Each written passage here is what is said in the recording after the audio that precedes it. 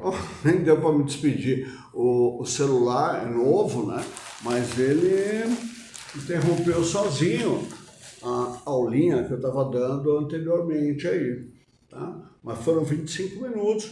E lembrando, o bom amigo, a boa amiga, que tudo isso daqui, ó, de jornal, fora o que eu já li, o que eu tenho ainda, é tudo referente à questão de inteligência naturalista. Tudo questão de inteligência naturalista, ecológica, ambiental, agroambiental, inteligência biológica, inteligência naturalista, ecológica, o nome que você quiser andar, né? Tá. Então o que eu estou fazendo, só para situar os meus nobres colegas, amigos e amigas, né? Que eu estou lendo, isso é tudo uma coleção que eu tenho, né? Às vezes eu acho que eu mereço aplauso. Eu aplaudo eu mesmo por ter tanta informação aqui, entendeu? Aqui eu nem contei, mas eu devo ter mais de 100 recortes de jornais, a maioria do estado de São Paulo, tem alguma coisa da Folha, né? Agora sou mais assinante do estado, já faz anos, né?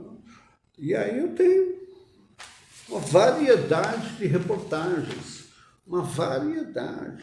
Tenho livros sobre meio ambiente, mas não é igual o que um jornal faz, né? O jornal, em uma página, ele resume 2 livros, conversa com 2 pessoas, opiniões diferentes, centrais e tudo, que ele faz um resumo brilhante. E aqui tem uma entrevista com Karina Vital, ela trabalha no Ministério da Fazenda, com relação a projetos, né?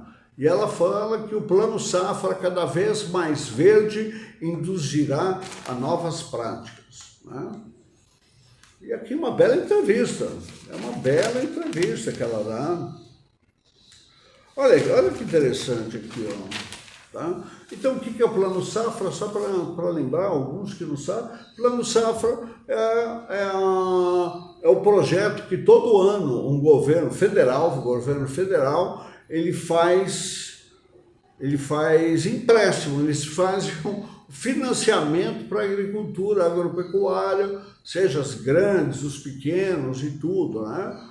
Então, as pessoas que plantam, precisam comprar máquinas, fazer tem um monte de investimento, e aí os caras vão recorrer a banco. E quem que é? O Plano Safra, que o governo proporciona. Então, o governo federal tem 2 bancos em potencial, tem a Caixa Econômica Federal, que ela tem qual é a função principal dela?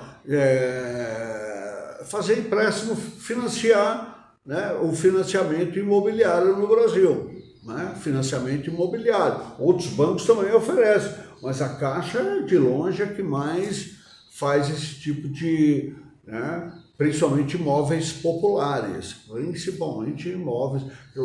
Minha Casa Minha Vida, amigão, quem vai financiar lá é a Caixa Econômica. Claro que o Santander, Itaú, qual é o outro? Santander, Itaú, Bradesco também. Só que a taxa é um pouquinho maior, vão financiar imóveis, né, para gente, para maior poder aquisitivo, que não tem muita possibilidade de dar um calote, e por aí vai. Aqui, ó, tem um Plano Safra, uma entrevista muito boa. E aqui tem uma manchete. País precisa, deixa eu ver, o Brasil, ó, eu vou ler mais só o primeiro parágrafo aqui. O Brasil precisará investir mais de 1,3 trilhão, o que dá 7 trilhões de reais, entre 2024 e 2050, para alcançar a neutralidade das emissões de carbono, incluindo 500 bilhões mais 2 trilhões diretamente em energias renováveis e outros 500 bilhões em redes elétricas. As estimativas são do relatório, né, da Bloomberg sobre a transição energética brasileira. O valor também inclui hidrogênio verde e vai por aí. Um belo artigo, José Renato Nalini, é o secretário, né, eu não sei se é estadual ou municipal, deixa eu ver, não. Secretário executivo das mudanças climáticas de São Paulo, deve ser do estado de São Paulo. É preciso, por que não florestas urbanas? Aqui o título dele. Por que não florestas urbanas? Aí uma frase dele aqui. É preciso ter coragem para devolver a São Paulo o que a cupidez gananciosa dela roubou. E aqui o primeiro parágrafo. Urbanização permite a multiplicação das vantagens mais prolíferas, vou ler de novo, perdão. A urbanização permite a multiplicação das vantagens mais prolífera desvantagens. É um contraponto aqui.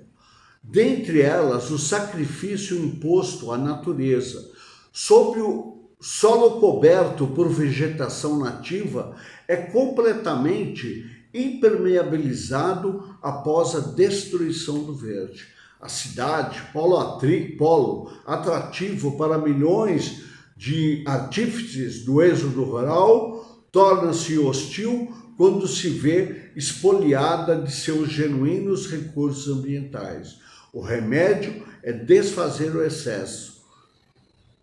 O exagerado aproveitamento de cada centímetro quadrado do terreno. E aqui ele disserta, por que não florestas urbanas? Temos muitas árvores na cidade de São Paulo? É boa pergunta, né? Professor, mas todo ano o que queda de árvore, é verdade, cara. Mas também se planta. Olha lá, tá aqui, jornal de setembro de 2024. Floresta queima e fumaça cobre Distrito Federal.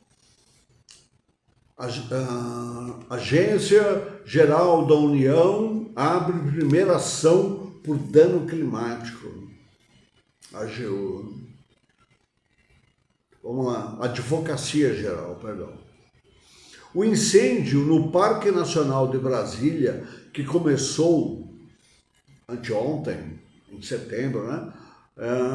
Encobriu a capital federal de fumaça. Como resultado, escolas, sobretudo os da Asa Norte, suspenderam aulas, assim como a Universidade de Brasília. A Polícia Federal abriu investigação. À tarde, a Advocacia Geral da União anunciou a primeira grande ação por dano climático. E o presidente do Supremo, Barroso, disse que crimes ambientais devem ser tratados com gravidade que possuem nos tribunais. É aquela coisa, né? As queimadas são naturais ou é uma ação humana? Se é uma ação humana, é intencional, né? Só para queimar por queimar, para fazer um terrorismo, ou é aquela utilizada para abrir um espaço, né? Para queimar o terreno, para poder, como se diz, plantar de novo, né? Tem essa opção. Olha aqui, ó.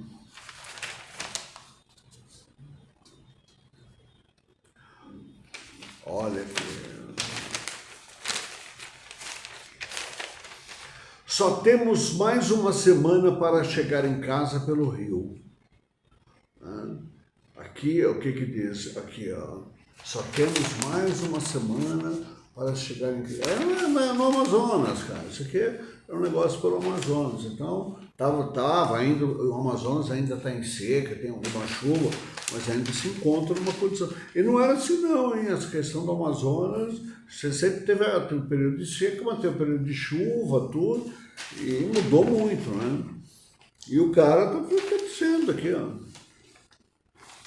Vamos ver aqui. O carpinteiro Francisco da Silva, de 47 anos, já se prepara para enfrentar problemas de locomoção na próxima semana. O jornal aqui é de 5 de setembro de 24.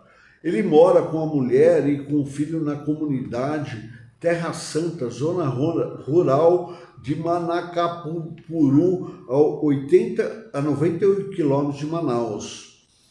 Só temos mais uma semana para chegar em casa pelo rio. A água está acabando muito, a água está secando muito e depois o único caminho vai ser o ramal.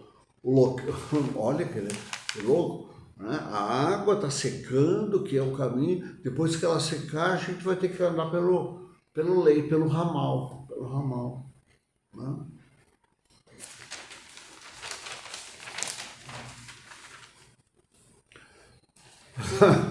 piadinha, já que a gente está falando de rio, curso, leito, né?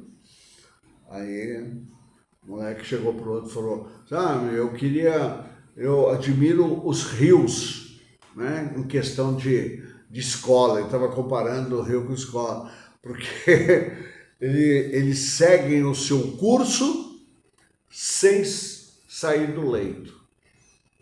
Né? O rio, ele não corre no seu curso sem sair do leito do rio. Então o que ele queria dizer? Eu vou explicar a piadinha.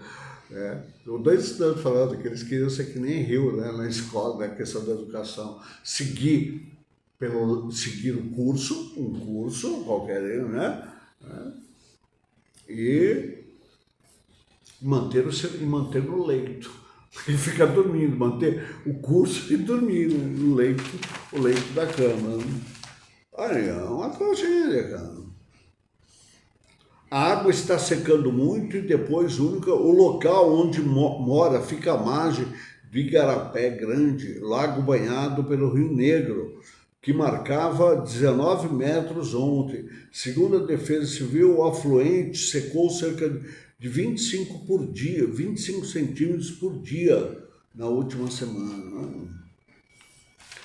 Só numa folha aqui você tem 3 reportagenzinhas.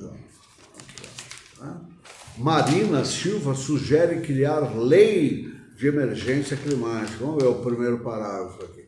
A ministra do Meio Ambiente, Marina Silva, disse que o Brasil precisa de uma legislação que crie a figura de emergência climática para contornar o teto de gastos diante de catástrofes climáticas como os que aconteceram no Rio Grande do Sul e os incêndios que assolam o país agora.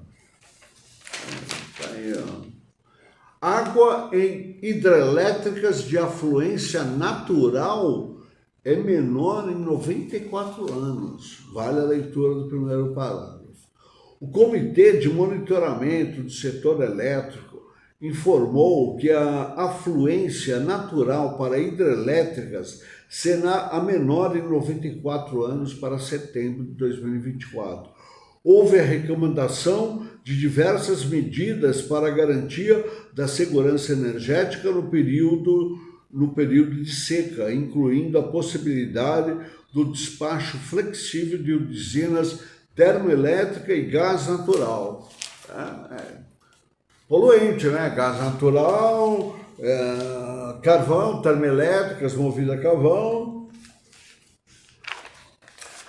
Deveríamos promover mais a economia verde no país até a COP30. Quem fala isso aqui é Pedro Arcegins. Para o Executivo, o governo precisa articular melhor as ações para preparar o país para a Conferência do Clima.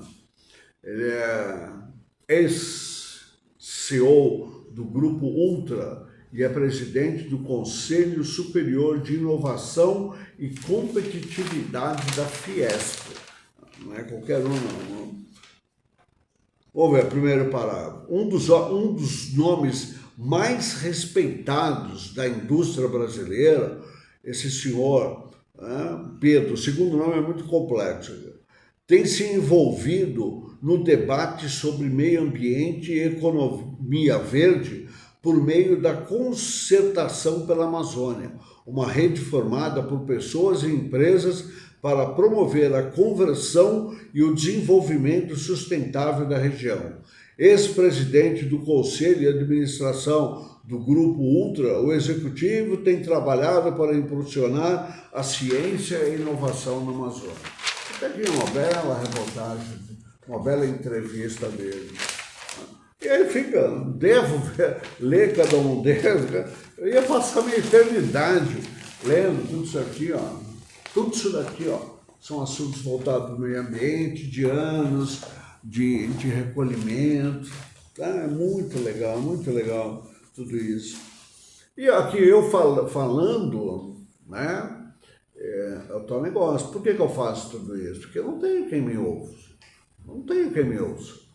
Né? Eu sinto um isolacionismo junto com meus colegas da escola, mas também não posso culpar. Os caras entram numa sala, vai para outra, né? Mas raramente a gente expõe ideias. Então, aqui não me perguntou nada, né?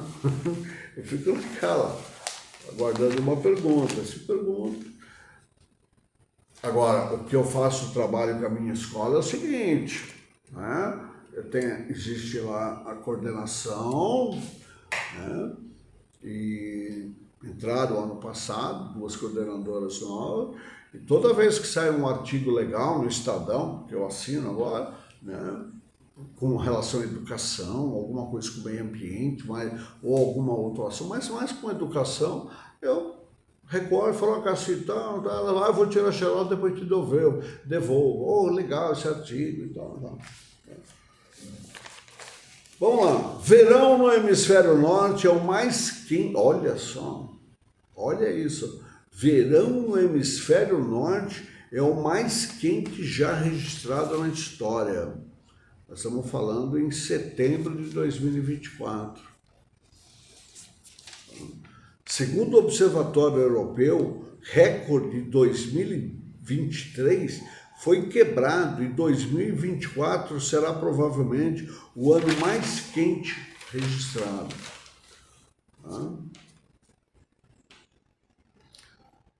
Olha só. Vamos lá, onde diz o primeiro parágrafo, pelo menos. As temperaturas médias globais nos 3 meses de verão do hemisfério norte, junho, julho e agosto. Aqui já é frio, né? Mês de junho, julho, festa junina, né? Antigamente era frio, esses meses, junho, julho, era frio. Hoje não, cara. Quanto tempo eu tenho aí roupa? Tenho roupa aí, jaqueta de couro, tudo bem, era motociclista, mas desde quando? Eu nem lembro a última vez que eu fui trabalhar, que eu usei uma jaqueta. Não lembro, passou o inverno, mês de junho, julho, tá? Não lembro, frio, não lembro a última vez. Tá aí, ó. Então, os meses de junho, julho e agosto no hemisfério norte foram as mais altas já medidas, ultrapassando o recorde de 2023, anunciou ontem o observatório. Então, deixa eu ver se tem um...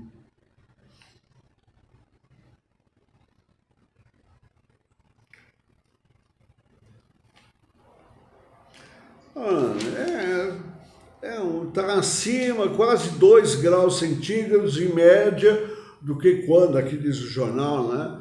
Quando estava na época da Revolução Industrial. Então, né, com a Revolução Industrial, todas as empresas poluidoras e tal, a temperatura global aí aumentou 1,5%, 2%. Né? Tá aí. Mas a temperatura média do planeta Terra, pouco se fala, ela fica na faixa dos 17 graus, temperatura média, tá bom? Aí você tem, claro, você tem a Antártida, você tem o deserto, você tem as grandes montanhas, estou falando de temperatura média do planeta Terra, 17 graus, um dado importante para a circulação de ar, nuvens, tudo isso daí. Se fosse o extremo, a gente não teria... Se fosse o extremo, a gente não teria chuva. Se fosse outro extremo, teríamos só chuva. Então, tem um monte, cara. Olha aqui, que prazer.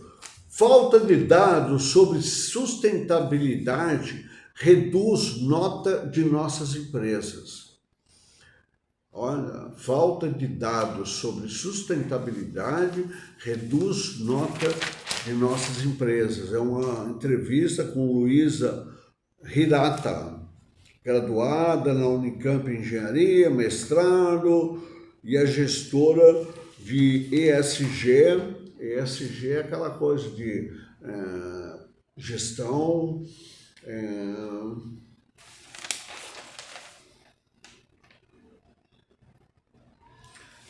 a gestão de a questão ambiental, social, empresarial, sustentabilidade, governamental. A falta de o primeiro parágrafo aqui. A falta de transparência na divulgação de informações sobre responsabilidade ambiental dificulta a análise de empresas brasileiras por gestores que escolhem ativos para receber investimentos. A opinião é de Luísa Hirata, responsável no Banco Santander, né? Ela é uma executiva. Ela que define critérios de classificação dos fundos ESG, sigla em inglês para ambiental, social e governança sustentável. Muitas vezes, diz ela, a gente vai avaliar as companhias do Brasil e elas acabam tendo uma nota um pouco menor na comparação com empresas europeias, porque não temos informações suficientes, não conseguimos ter um retrato do desempenho em relação à sustentabilidade dessas empresas. E aí, uma bela de uma entrevista, falei só o primeiro parágrafo, imagina tudo que tem aqui de conteúdo, né? Todo dia, é engraçado, todo dia no Estadão tem reportagem sobre Selic, taxa de juros, inflação. Eu nem leio, né? Sinceramente é uma coisa que eu não leio. Tá? A economia, sabe que ela se poupa em umas projeções. Os caras fazem umas análises e tal para calcular a taxa de juros Selic. Será que o mês que vem vai aumentar 0,5%, vai aumentar 1%, aí a ata do Copom e o dólar, e isso vai afetar a inflação, que vai afetar a bolsa. É um círculo vicioso. E aqui tem outras entrevistas. Né? Mas todo dia o Estadão é expert nessa falta O Brasil sufoca, editorial de Estado aqui, coloquei até como ótimo. O Lula lidera um esforço nacional de adaptação às mudanças climáticas digno do nome, ou o Brasil será consumido por sua competência antes que o fogo arrase por completo seus biomas. Aqui, 11 de setembro. Isso aqui é só uma introdução. Isso aqui é só uma introdução. É o que a Marina estava querendo, né? Nós não temos ainda o Ministério, uma Secretaria de Mudanças Climáticas. Tem o Ministério do Meio Ambiente, que está voltado para uma série de questões, mas o Lula tinha prometido, né, uma Secretaria de Mudanças Climáticas, específica para mudanças climáticas. A Marina Silva, quando ela tomou posse, ela falou que ele ia fazer. Já estão passando mais da metade do governo Lula e ainda não instalamos essa secretaria executiva, porque os caras estavam... Engraçado, né? A Marina não sabia se ia ser um ministério, se ia ser uma secretaria, se ia ficar responsabilidade dela. Ela queria que fosse a responsabilidade dela. Aí o Lula, não é bem assim, vamos ver se a gente coloca outras pessoas, citaram nomes, e até hoje isso ainda não saiu do papel. E aí o Brasil sufoca. Outro editorial do Estadão, eu classifico como ótimo. O título: A indolência de Lula na crise ambiental. Na mitologia lulopetista, o Estado é a solução para tudo. Nas áreas que de fato dependem da ação do Estado, como ambiental, o governo Lula oscila entre negligência e demagogia. O primeiro parágrafo, acho que vale a pena todas, né? Embriagado por sua ideologia estatólatra. Estadão é muito legal.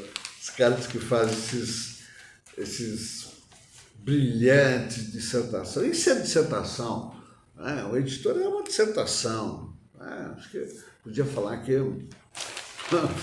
Podia falar uns dois vídeos sobre o que é dissertar, como se dissertar, qual a importância. Resumindo, dissertar é você ver um problema, né?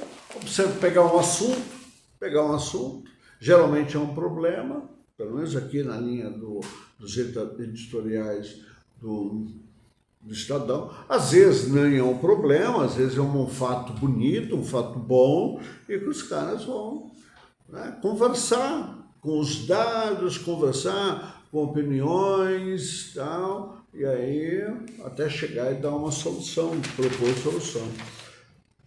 Embriagado por sua ideologia estatólatra, tá claro que é estatólatra? Estatal, né?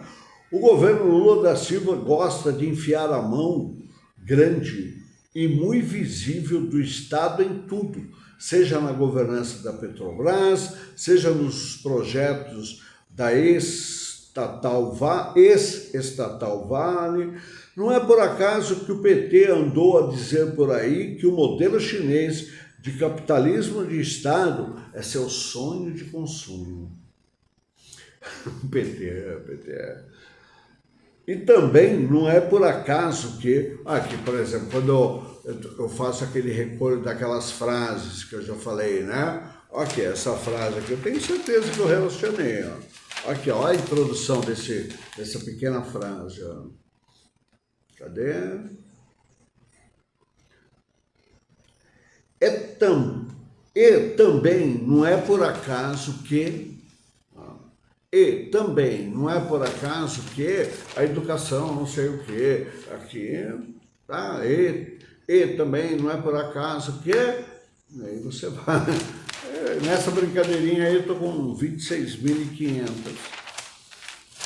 Estou com 26.500, cara. Calculo ele que até o final eu ainda quero chegar nas 100 mil, assim, sabe? Aí fazer um programa de inteligência artificial específico para isso, para essas frases, entendeu? Eu tenho elas digitadas. Primeiro vai tudo no rascunho, num papel, né? No caderno, muito bem feitinho, muito bem escrito, né? Depois eu digito, depois eu imprimo.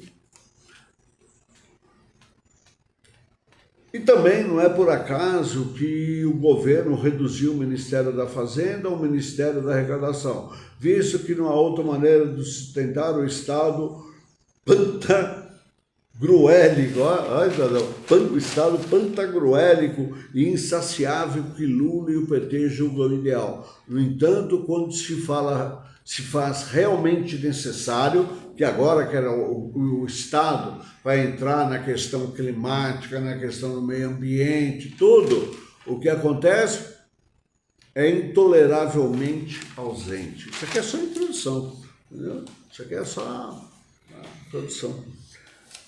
Crise climática está mais rápida. Até 2070 o Pantanal acaba. Carlos Nobre. Carlos Nobre é um cientista brasileiro, um climatólogo, né? Já passou por governos aí. Né? Aí, a crise climática está mais rápida. Até 2070 o Pantanal acaba. Também acho, cara. Também acho.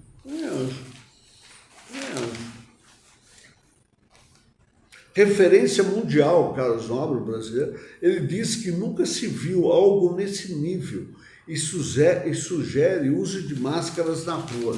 Ele é meio catastrofista, né? O Carlos Nobre é um daqueles, né, que não teriam voz no governo Trump, não teve voz no governo Bolsonaro. Ele estava no governo Bolsonaro, mas o Bolsonaro queimou, cara. Queimou. Ele abriu a boca para falar umas coisas. Esse Carlos Nobre, o cara falou, tá fora, tá fora. Ele era chefe de um negócio. Referência internacional em estudos sobre aquecimento global, o climatologista Carlos Nobre está apavorado. Em entrevista ao Estadão, ele conta que a crise climática explodiu antes do que os próprios cientistas previam. As ondas de calor e as secas intensas assolam o planeta e o Brasil arde em chamas. Já são mais de 5.000 focos de incêndio. Para ele, todos os biomas brasileiros estão severamente ameaçados e algum deles, como o Pantanal, podem até mesmo deixar de existir em algumas décadas. Aí depois vem as entrevistas. Aí foi só o primeiro parágrafo, né? E a gente estava falando sobre aqui uma secretaria, né, ou um órgão de quê? De autoridade climática, né, que trabalhasse só com a questão do clima. Vamos separar. O meio ambiente, o secretário do meio ambiente vai tratar com licenças ambientais e tal, tem um monte de coisa que podia se falar. Falando até o IBAMA está com aquele processo ainda fechado sobre a Foz do Amazonas, né? Foz do Amazonas, acho que tem outro nome, Foz Equatorial, né? Lá 500 quilômetros de distância da Terra, né? Entrando a mar, descobriu-se uma potencialidade, assim como nós já temos o pré-sal, né? Foi no governo Lula o Lula é estatal na coisa, né? O Lula, né? Que acabamos de falar aqui, a questão dos estatais, né? O PT tem inveja do estatismo chinês. É fato, porque deu certo. O estatismo chinês prosperou. Por quê? É engraçado. Vai falar da China, olha que interessante, aí a gente vai falar da China. Tá, mas estava falando sobre autoridade climática, né? Tá na hora de fazer essa secretaria, isso aí era desde do promessa de campanha do Lula, da Marina, e não vingou, né? E a gente está com um problema ambiental na Foz Equatorial, do Amazonas, que tem uma imensa reserva de petróleo, e o Lula quer essa reserva de petróleo, o Lula quer entrar para a OPEP, já entrou, né? Já faz parte de um convidado da OPEP, digamos assim, né? Da OPEP, os países produtores de petróleo. Então é isso, e agora depende do Congresso brasileiro, está aqui, né, pela reportagem, de fazer essa secretaria, depende do Congresso. E aqui tem um mapeamento de 2.000 municípios brasileiros, nós temos 5.500. 2.000 municípios brasileiros têm risco maior por causa de eventos climáticos extremos. 61 municípios do Amazonas tiveram decreto de emergência reconhecido. Quantos municípios deve ter o Amazonas? Estou chutando. Não chega a 100, 60, uns 70, e 60 pediram emergência. É uma reportagem bem... Governo estuda a retomada do horário de verão do governo Lula. Aqui um dado. Entre 95% a 97% dos focos de incêndio, aqui no Brasil todo, né, são causados pelo homem, são criminosos. Entrevista do Carlos Nobre aí. Eu acho...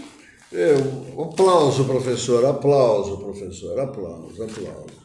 Eu estou dando aplausos por mim mesmo. Olha, Samuel, papai, tá isso aí, filho. Entendeu? É que você vê, papai fazendo, escrevendo, produzindo. Eu já falei, eu não me conformo, né? Pessoas assim que... Polímatas pensam assim, né?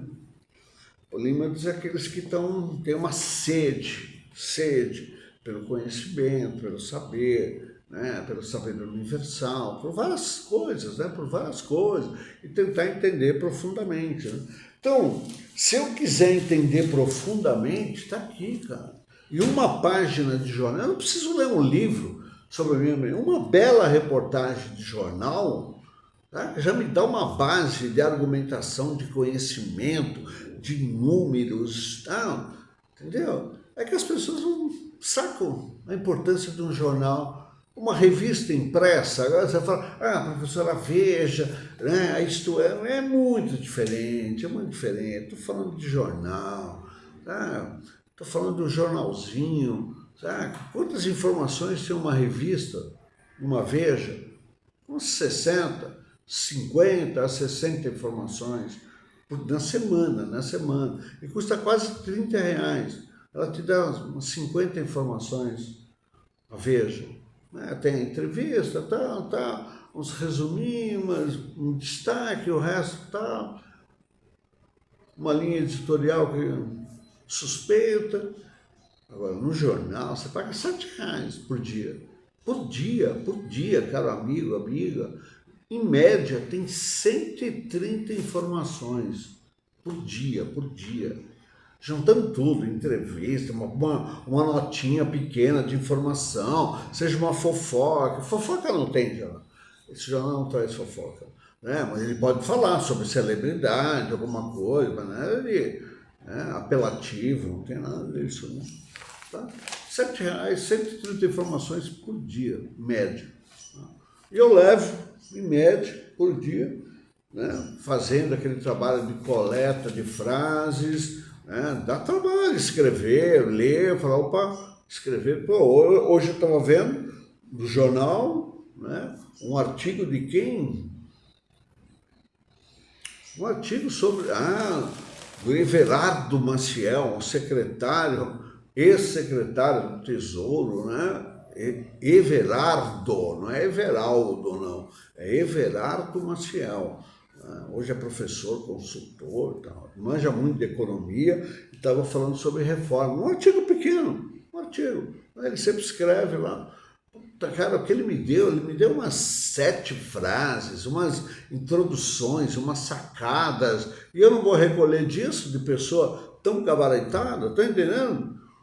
Eu não conseguiria pegar aqui, mas hoje eu tenho arquivado. Aqui que eu tenho arquivado. Aqui, fora que eu já li aí umas 3 aulas já.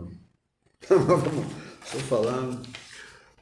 De novo, isso aqui a gente comentou. Brasil apela para que a União Europeia suspenda a efetivação da lei antidesmatamento. Brasil apela. E, por favor, gente, não entra com essa lei antidesmatamento. Nós não estamos preparados ainda. A Europa falou, a gente já estava avisando que ia sair essa lei, mas nós não conseguimos cumprir, né? Ela falou, fechou, pelo Lula aí, vamos dar mais um ano de prazo, tá? Vamos dar mais um ano de prazo. E aí, o que diz a nova legislação da União Europeia? Então tá aqui, vou falar que eu não estou inventando, tá aqui, mais um recorde de jornal, tá?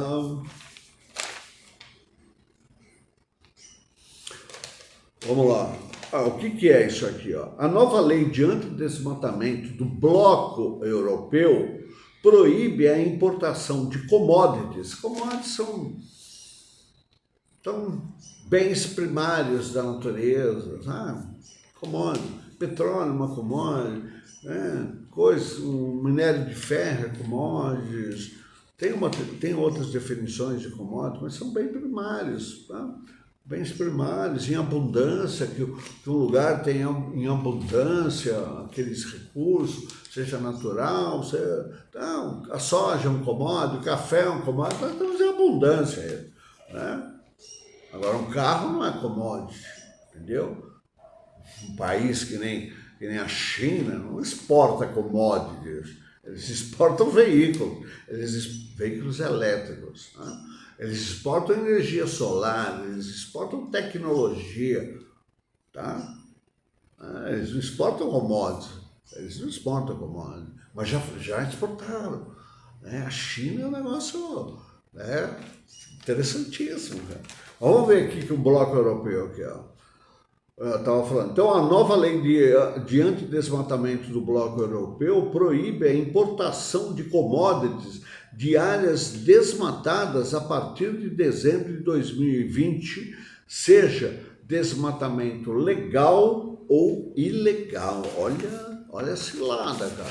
Olha a cilada. Para vender para a Europa aí o que os nossos produtores de madeira, de celulose, produtos agrícolas, e vai por aí, produtos de carne, seja suína, de frango, bovina. Quando vai entrar em vigor? Segundo a União Europeia, a nova legislação entra em vigor a partir de 30 de dezembro deste ano, de 2024. Mas o Brasil pediu, pelo amor de Deus, o que diz o governo brasileiro? É um resuminho, né? O governo considera que medidas... Isso aqui é muito sério, cara. Isso aqui é muito sério. Para quem mexe no campo, quem vive no campo, no agro... isso aqui mexeu com o agro todinho brasileiro, cara. Vai vendo. E aí, isso aqui é a União Europeia. A União Europeia que está fazendo isso. E se a comunidade asiática faz isso? Se os Estados Unidos faz uma lei dessa? Apesar que os Estados Unidos também é um grande produtor de commodities. O que o governo considera que medidas unilaterais, coercivas e punitivas minem a confiança nas contribuições nacionalmente determinadas quando utilizadas como justificativa para a imposição de barreiras comerciais a outro país. Aqui eu vou ler aqui. O que diz a legislação brasileira? O Código Florestal Brasileiro permite a supressão de área conforme o bioma. Supressão, acredito que a gente poderia dizer, não, pode se mexer no bioma. Pode, você quer no Cerrado? Amigão, a taxa de preservação ambiental é 40%, na Amazônia é 80%, aqui no Pampa é tanto, na Mata Atlântica é tanto. Você quer trabalhar a terra, outra coisa, deixar a floresta em pé. Na Amazônia é 80% para ficar em pé. O Código Florestal determina que propriedades rurais da Amazônia, legal, devem possuir 80% de reserva legal em áreas de floresta, 35% em áreas do Cerrado, 20% em áreas de campos gerais. Nas demais regiões do país, o percentual mínimo obrigatório de reserva legal é 20%. E o que o Brasil propõe para a União Europeia? Né? Identificar a cooperação com o bloco europeu para a preservação da floresta de forma efetiva, respeitando a legislação brasileira. E a União Europeia... Então, não é só uma questão de desmatamento. Se fosse uma questão só de desmatamento, tá aí o Brasil falou, não, mas a gente tem as nossas taxas, que eu acabei de ler, 80% na Amazônia, 35% no Cerrado, 20% em outras áreas, e vai por aí. Mas não acaba aí. Eles querem que os produtos sejam rastreados. Rastreados é uma coisa nova. Nós estamos falando de... Nossa, cara, já são 44 minutos que eu estou no ar. Olha, passou a hora, eu nem percebi. E aí, são produtos rastreáveis. Tudo bem, eu tenho a fazenda de boi, tá respeitando os 35% do cerrado, 80%, não, eu quero saber a origem do boi, quero saber quem foi a mãe do boi, quero saber as vacinas, eu quero saber a história dessa carne, tá entendendo? Então não é só a questão de floresta, respeitar a floresta, que no Brasil, tá? Aí o Brasil pediu, pelo amor de Deus, para se preparar, e a União Europeia acertou. Valeu, galera. Obrigado pela atenção. Extrapolei o tempo.